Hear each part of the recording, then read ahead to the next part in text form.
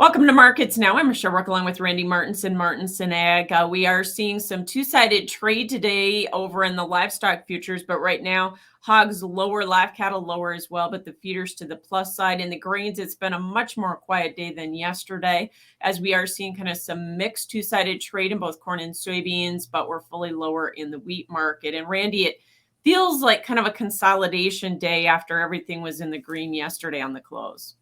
Yeah, it does. I mean, it seems like the market is taking a step back, just waiting to see what's going to happen here. I think they're waiting for verifications on weather forecasts. As right now, we are looking at, of course, cooler, drier conditions, but cool temperatures, which will slow down the planting progress. And I think the market is waiting to see verification of that. Right now we are, kind of up against some resistance levels, so it needs some more strength or something to push it to the next level.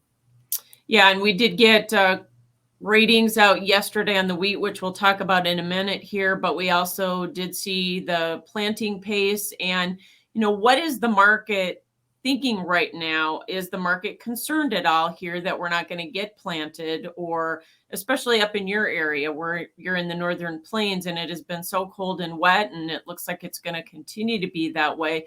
Are we concerned about getting planted up there or some prevent plant? I think the market is finally starting to show that, and it's, right now you've got the entirely northern 2/3 of the continental US that's in a frost warning for the next 7 days. So, we're looking at some concerns as far as planting progress is focused at right now. And you look at the northern plains, we're looking at, like I said, 3 to 5 degree below normal temps with on and off rain and snow showers. So yeah, right now, and this is expected to last for the next 2 weeks, which will take us through the end of April. The problem with that is that it's stopping the snow melt, it's stopping the evaporation of the water that's coming from the snow. So now we're going to need another week to 10 to 2 weeks, 10 days to 2 weeks to be able to get back in these fields and start field work, which then puts us to the middle of May, which is in the same boat that we were last year. Yeah. So what are you thinking about prevent plant? Any early predictions? I think we are going to see prevent plant. I mean, right now there's not much of an incentive to plant the spring wheat. So we'll see. I think guys will pass on planting spring wheat and look at some other crops or look at some later season ones.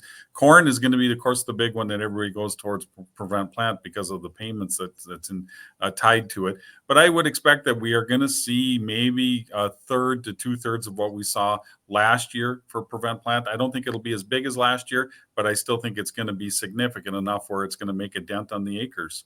Okay.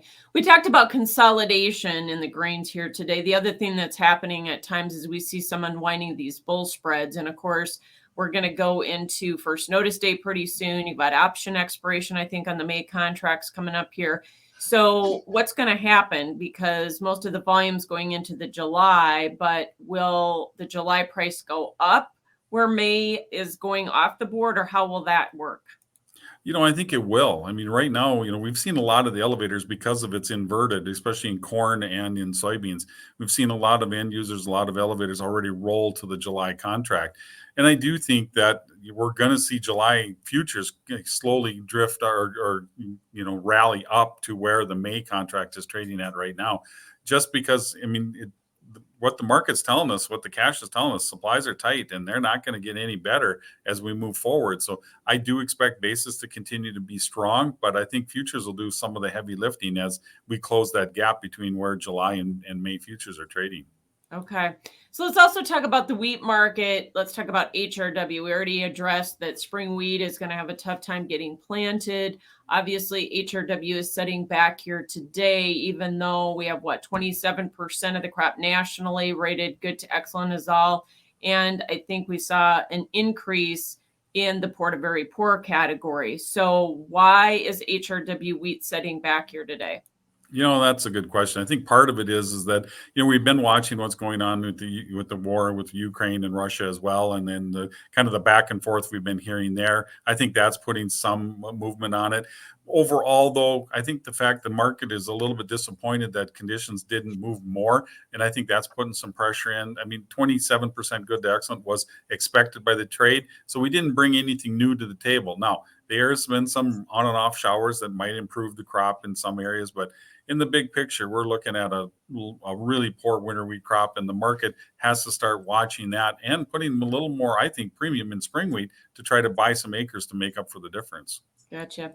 Soybeans have been holding together probably the best of all of the grain markets, but there's a couple of other things we should talk about kind of pushing the market there. Argentina, we have a lower crop expectation again here that came out yesterday in terms of production.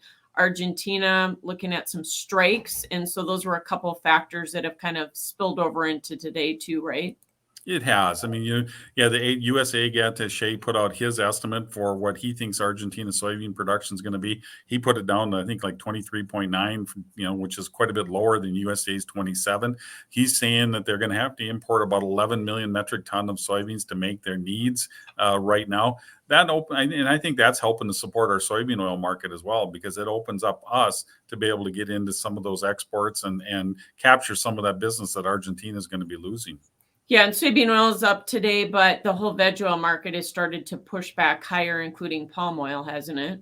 It has, and I think that's now starting to show that we're a little bit worried about palm oil production. We're worried about the production out of Argentina, so it's all kind of coming together to help push that market a little bit. And we're starting to hear a little bit more talk about the renewable diesel side, and seeing a little bit more press and push towards that direction.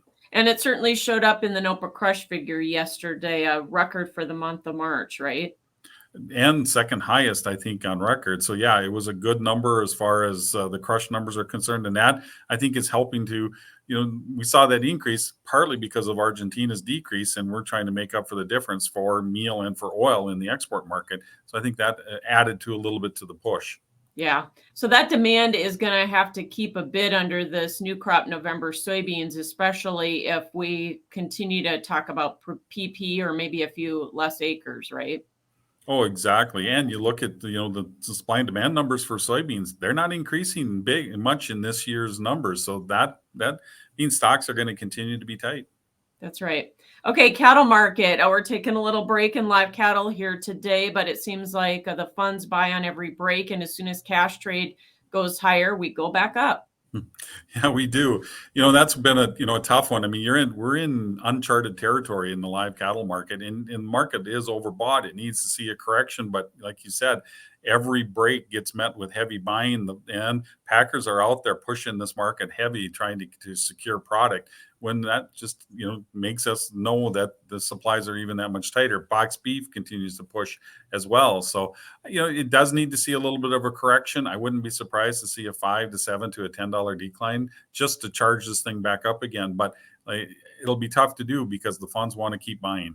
Yeah, feeders getting some help today from the lower corn, but the cash index has been moving up pretty sharply here. And we have some tightness in terms of supplies of yearlings, and we're going to have tightness with calves, aren't we, coming back in? Oh, most definitely. And we're seeing that in the last sale, it's the auction sales that are taking place right now, as far as in the country. Anything that can go to grass is bringing big money, especially up here in the Northern Plains, where we have gotten moisture. We've gotten some decent growth in the pasture. So there's some strong demand for feeder cattle, and those prices are starting to show it. Yeah. And did you hear some losses of calves with the last storm up there in North Dakota, Randy? Yeah, we have seen some losses. I think both South Dakota and North Dakota did see a little bit of a tough go with the last two storms that we had. The one the end of March, the one the 1st of April. All those came in and right in the heart of calving. So there was some extra death loss as well. All right. Thanks for joining us, Randy Martinson with Martinson Ag, and that's our midday markets here on Markets Now.